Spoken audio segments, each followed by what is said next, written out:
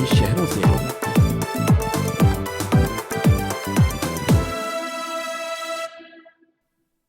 और शुरुआत करते रिपोर्टर्स रिपोर्ट के साथ। खबर जम्मू कश्मीर के पुंछ से है, जहां पर सनातन धर्म को देखते हुए यात्रा रखी गई है, जिसके तहत बैठक भी की गई, जिसमें शांति व्यवस्था बनाए रखने की अपील की गई है। आपको बता दें कि देश के कई हिस्सों से लोग इस यात्रा में शामिल होंगे। ये यात्रा 28 जुलाई से शुरू होगी।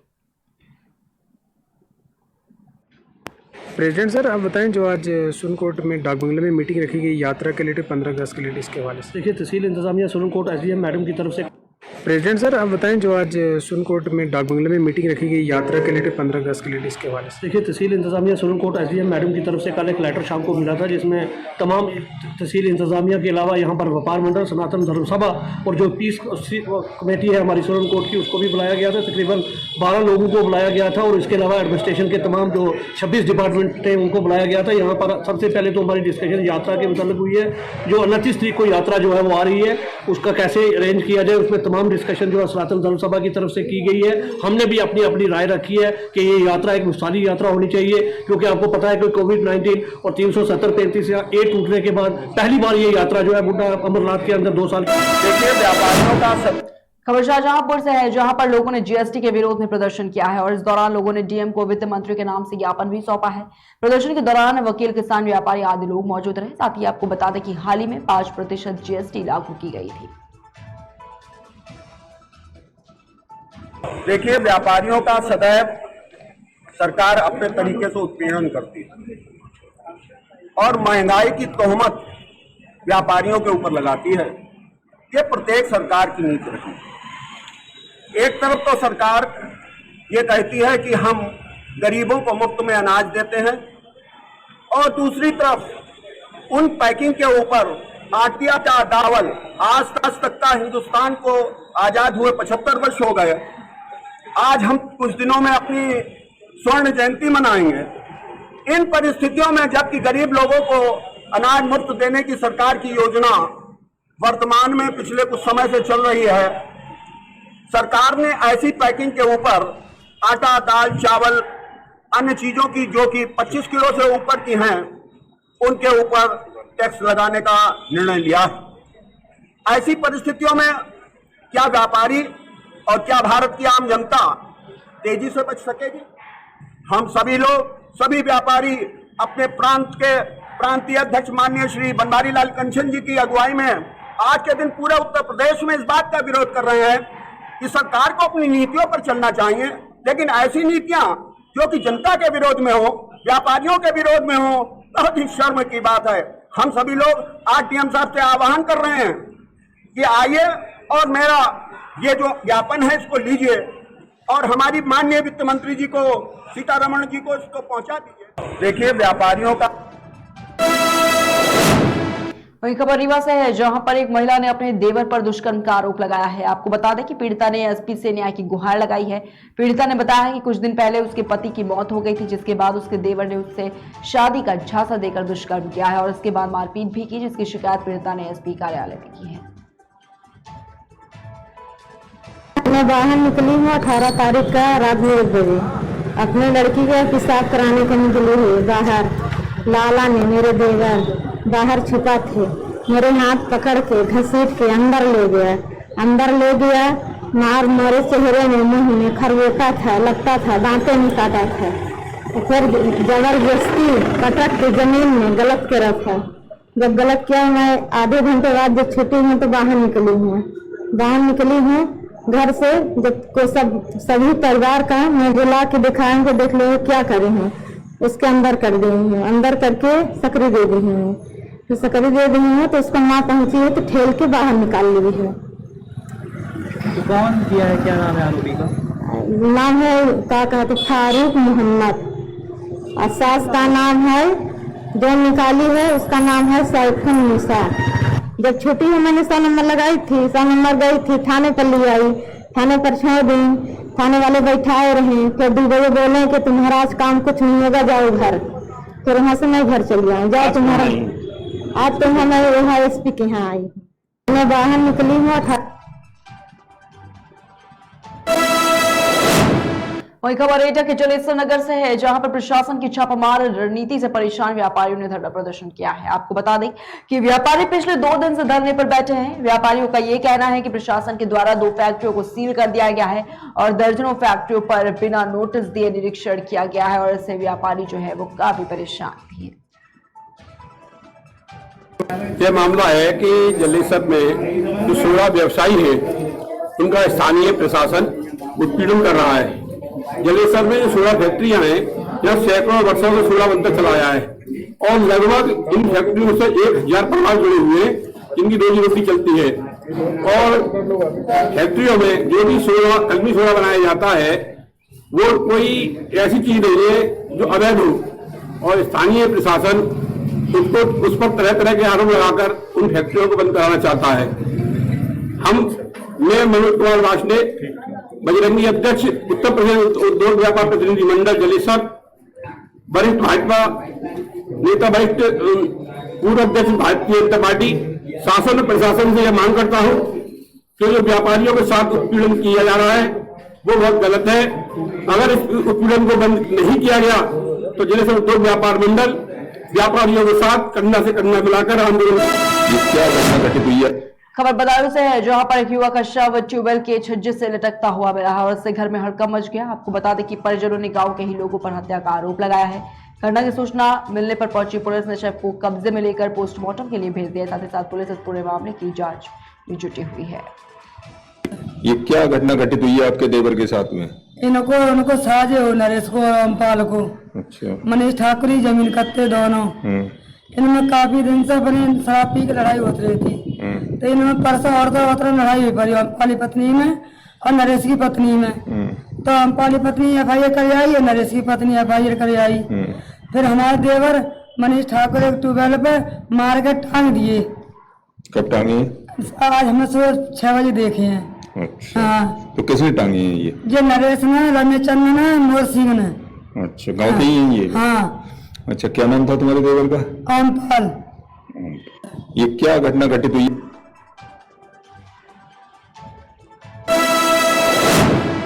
खबर बिजनौर से है, जहां पर पुलिस को एक बड़ी सफलता हाथ लगी है। आपको बता दें कि पुलिस ने जिले में सक्रिय 4 छात्र चोरों को गिरफ्तार किया है, जिनके पास से 52 मोबाइल फोन, 2 लैपटॉप्स और 2 अवैध तमंचे सहित कई नाजायज चीजें भी बरामद की गई हैं। पकड़े गए अपराधियों से पुलिस उनकी गैंग के बारे में पता लगा रही है।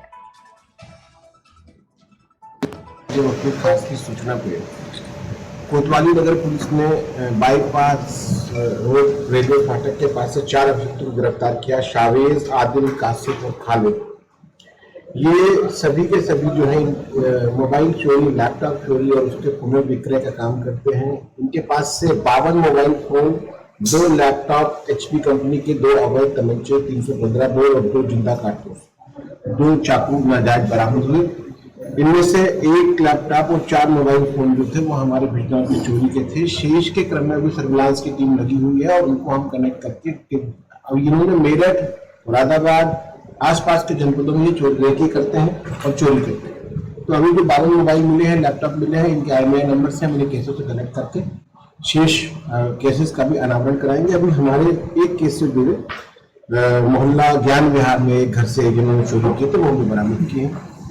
इनके विरुद्ध अभियोग पंजीकृत करके भेजा जा रहा है और शेष केस खुलने पर इनकी गैंगस्टर के अंतर्गत कार्रवाई भी की जाएगी। ये थाना कोतवाली नगर के वहीं बांदा के कचरा मोहल्ले से एक मासूम का वीडियो थे जिसे वायरल हो रहा है, जिसमें मासूम पिटाई के बाद रिहाई की गुहार लगाता नजर आ रहा है। वायरल वीडियो में मासूम बच्चा रो रो कर दरिंदे मौसा पर बेरहमी से पीटने का आरोप लगा रहा है। वीडियो में मासूम की बातों को सुनकर शायद इंसानियत भी शर्मसार हो जाए। वायरल वीडियो के सामने आने के बाद DSP ने मामले को संज्ञान में लेते हुए जांच के आदेश दिए हैं।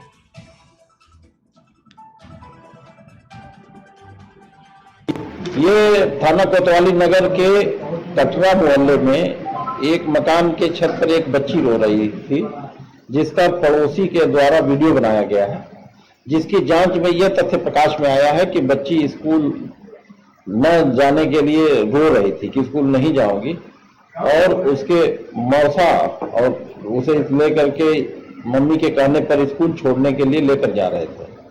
बच्ची जब रोने लगी तो पड़ोस के किसी अमित मोहन गुप्ता जी ने उसके मौसा के साथ मारपीट कर लिया कि तुम लड़की को क्यों रुला रहे हो। उसने बताया कि उसकी माँ ने स्कूल छोड़ने के लिए कहा है। बावजूद लड़की जब जिद करने लगी तो वो उसके घर उसको छोड़ करके चले गए। आज वो उसके लड़की को CWC के समक्ष पेश करने के लिए कह दिया गया है, और यदि लड़की के साथ कोई ऐसी बात हुई हो तो निश्चित रूप से उनके गार्जियंस के खिलाफ इस क्रूरता के संदर्भ में कार्रवाई की जाएगी। लेकिन अभी प्रथम दृष्टया ऐसी कोई बात प्रकाश में नहीं आई है। ये थाना CBSE की 12वीं और 10वीं का रिजल्ट घोषित हो गया है, जिसमें बादा के भवेरू कस्बे के BSM इंटर कॉलेज के 10वीं के छात्रा वर्लिका अग्रहरी को 95% अंक और 12वीं के छात्र देवांश गुप्ता को 85% मिले हैं, जिसके बाद से परिजनों में खुशी का माहौल है। परिजनों ने एक दूसरे को मुंह मीठा कराकर बधाइयां दी है। मेरा नाम वर्लिका अग्रहरी है और मैं 10वीं की छात्रा हूँ। मैं BSM इंटर कॉलेज यानी कि Vasudev memorial Singh inter college की एक छात्रा हूँ। इस साल मेरा CBSE 10th कोड था, जिसमें मैंने 95% ला के टॉप किया है।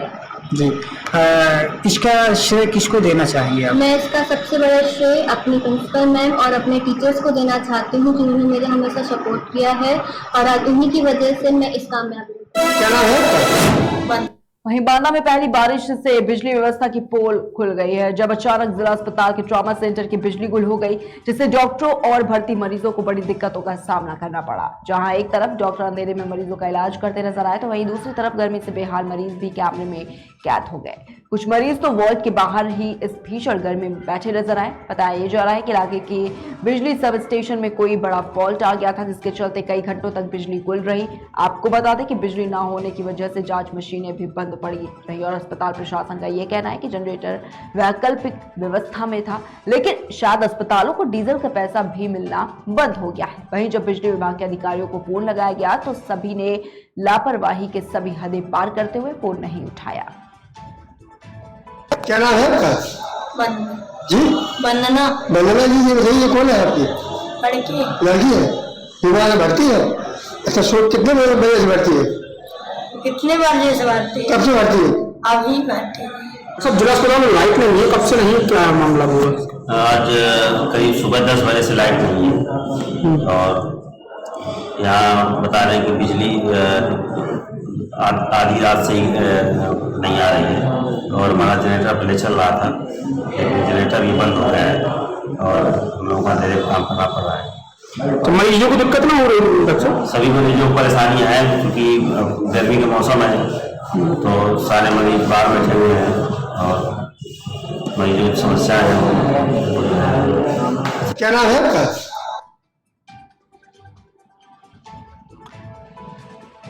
तो आपको बता दें कि स्वास्थ्य विभाग की एक बड़ी लापरवाही जो है वो साफ तौर पर उजागर होती हुई नजर आई है, क्योंकि बताया जा रहा है कि इलाके की बिजली सब स्टेशन में कोई बड़ा फॉल्ट आ गया था, जिसके चलते कई घंटों तक अस्पताल की बिजली जो थी वो गुल रही। साथ ही आपको बता दें कि बिजली ना होने की वजह से जांच मशीनें भी यहां पर बंद पड़ी नजर आई।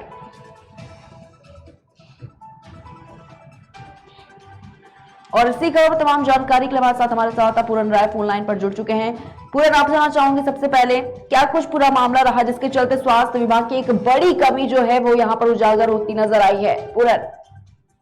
जी मैम, मैं आपको बता दूं ये मामला जिला अस्पताल ट्रॉमा सेंटर का है और जैसा कि आपको बता दूं कि यहाँ पर बारिश के कारण कुछ कमियां खुल करके विद्युत विभाग के सामने आ रही हैं। जैसा कि बताया गया कि ना तो यहाँ पर जनरेटर की थोड़ा सा व्यवस्था जब खराब थी, उसकी वजह से कुछ फॉल्ट होने की वजह से यहाँ पर कमियां थी, जिसको कर्मचारी यहाँ पर नहीं ढूंढ पा रहे थे, जिससे लगभग 24 घंटे यहाँ पर लाइट की व्यवस्था थी और मरीज परेशान थे और सभी जितने भी डॉक्टर और सभी लोग परेशान थे। हालांकि वहाँ पर जो कर्मचारी हैं वो लोग काफी फॉल्ट ढूंढने का प्रयास किया। इसके बाद में जो तो बड़ी मशक्कत के साथ में इसको फॉल्ट ढूंढ करके बनाया गया।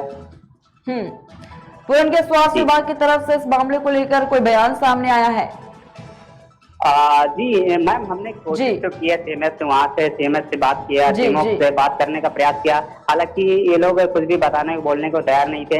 हालांकि ये कह रहे हैं कि अस्सी में ऐसी थोड़ी बहुत कभी कभी दिक्कतें बारिश के कारण हो जाती हैं, जिसको संभवतः हम लोगों ने पूरा कर दिया है। ठीक है पूर्ण राय, क्योंकि बड़ी बात है, एक बड़ा सवाल यहाँ पर खड़ा होता नजर आया है। लेकिन ये भी बताया जा रहा है कि बिजली गुल हो गई, जिसके चलते जो मशीनें थी, जांच मशीनें, वो भी कई घंटों तक बंद पड़ी रही। इससे भी काफी ज्यादा मरीजों को परेशानियों का सामना करना पड़ा है। जी जी जी जी मैम, जाहिर सी बात है कि बिजली ना होने के कारण बहुत सारे ऐसे वर्ग थे, ऐसे काम थे, जाते पड़ी थी, वो सब रुकावट हो गए। काफी मरीज जो परेशान थे, काफी गर्मियों से परेशान थे, वो लोग भी काफी परेशान होते रहे और डॉक्टर समय से किसी का इलाज नहीं कर पा रहे थे, सभी लोग परेशान थे। जाहिर सी बात है इसमें काफी जो लापरवाह है उनके ऊपर कार्रवाई होनी चाहिए। हालांकि यहाँ पर ऐसा कुछ किया नहीं गया। तो उनके अभी तक कोई एक्शन जो है वो लिया गया है? जी मैम, फिलहाल अभी तक कोई एक्शन नहीं लिया गया है और बस बिजली चालू करवा दी गई है। इसके बाद में कोई बयान भी नहीं अभी तक आया मैम। ठीक है पूर्ण, बहुत बहुत शुक्रिया आपका हमारे साथ जुड़ने के लिए और तमाम जानकारी साझा करने के लिए। तो बांदा से एक खबर आपको बता रहे, जहां पर बारिश से बिजली व्यवस्था की पोल खुलती नजर आई है। जिला अस्पताल की ट्रॉमा सेंटर की बिजली गुल हो गई और इससे डॉक्टरों और भर्ती मरीजों को काफी ज्यादा दिक्कतों का सामना जो है वो करना पड़ा। वहीं खबर आगरा से है, जहां पर उत्तर प्रदेश सरकार के पर्यटन और संस्कृति मंत्री जयवीर सिंह जिले के दौरे पर थे और इस दौरान उनका जोरदार स्वागत किया गया। वहीं नगर निगम और जलकल विभाग की तरफ से किए जा रहे शोषण के संबंध में लोगों ने मंत्री जयवीर सिंह के पास लिखित ज्ञापन सौंपा है और बताया है कि नगर निगम और जलकल विभाग होटल व्यवसायियों का शोषण कर रहा है। जिसके बाद पर्यटन और संस्कृति मंत्री ने होटल व्यवसायियों को आश्वासन दिया कि उनकी समस्याओं का निस्तारण जल्द ही किया जाएगा। देखिए, सरकार योगी 2 बनने के बाद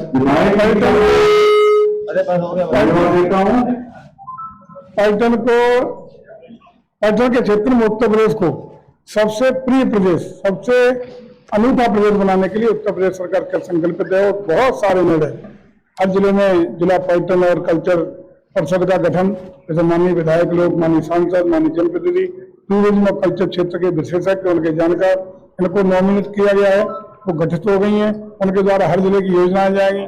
हमने मथुरा वृंदावन तीर्थ विकास परिषद का गठन किया है। हमने विंध्यवासिनी तीर्थ विकास परिषद का गठन किया है, जहां जहां हमारे धार्मिक स्थल है उनको विकसित करने का मन बनाया है। और साथ ही साथ आप देख रहे होंगे अयोध्या, काशी, मथुरा, विंध्याचल, गोरखपुर, जितने भी बड़े बड़े तीर्थ स्थल हैं, सजा के संवार के उनको किया है। हमने इको टूरिज्म के लिए इको टूरिज्म बोर्ड बनाया है ताकि लोग वेलनेस की टूरिज्म को भी अपना लाभ ले सकें। कई विभागों को, इंटीग्रेटेड विभागों को जोड़ के, वन विभाग, आयुष विभाग, इनको जोड़ करके हम लोग इको टूरिज्म बना रहे हैं। और हमारा प्रयास है कि आगरा का, प्रदेश के साथ साथ आगरा तो ताजमहल लोग देखने आते हैं, राजस्थान निकले चले जाते हैं 2 घंटे बाद, उन्हें पता ही नहीं होता कि आगरा का ताजमहल उत्तर प्रदेश में या राजस्थान में है। हमारा प्रयास होगा कि यहाँ लोग आए तो इस तरह की व्यवस्था हम लोग दें। सरकार एक छोटे से ब्रेक के लिए जल्द हाजिर होंगे।